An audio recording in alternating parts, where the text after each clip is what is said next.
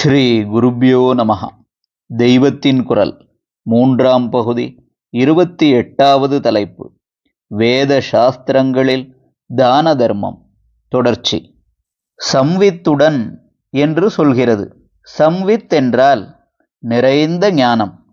கொடுக்கிறவன் வாங்கிக் கொள்கிறவன் 2 பேர் வழிகளும் வாஸ்தவத்தில் ஒருவனேதான் என்ற அறிவுதான் அந்த சம்வித்.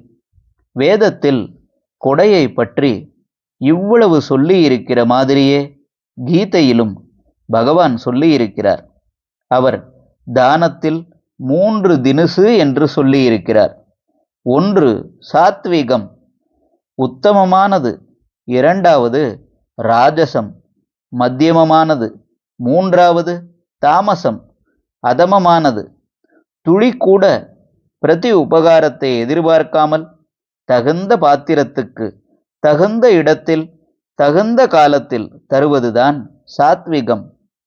தானம் செய்வதால் கிடைக்கிற புண்ணிய பலனையும் தானம் வாங்கினவன் செய்கிற பிரதி உபகாரத்தையும் நினைத்து கொண்டு பொருளில் பற்று போகாததால் உள்ளுக்குள் கொஞ்சம் கஷ்டப்பட்டு கொண்டே கொடுக்கிற தானம் ராஜசம் என்ற வகையைச் சேர்ந்தது. பாத்திரமில்லாதவர்களுக்கு தகாத இடத்தில் தகாத காலத்தில் அவமானப்படுத்தி கொடுப்பது தாமசம். இப்படி கிருஷ்ண பரமாத்மா தானத்திலேயே பாகுபாடு பண்ணுகிறார்.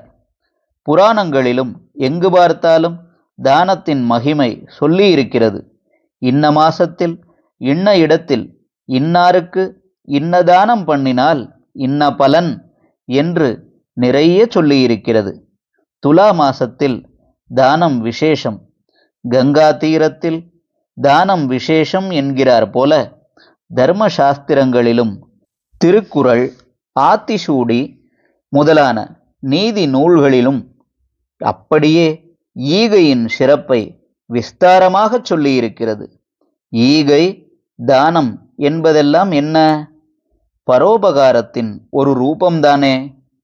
ஆனபடியால் இந்து மதத்தில் பரோபகாரத்தை பற்றி ஒன்றுமில்லை, ஆச்சாரம், அனுஷ்டானம், பூஜை, யோகம், ஆத்ம விசாரம் இதுகள்தான் உண்டு என்று நினைப்பது கொஞ்சம் கூட சரியில்லை. ஹரஹர சங்கர, ஜெய ஜெய சங்கர. தெய்வத்தின் குரல் மேலும் ஒலிக்கும்.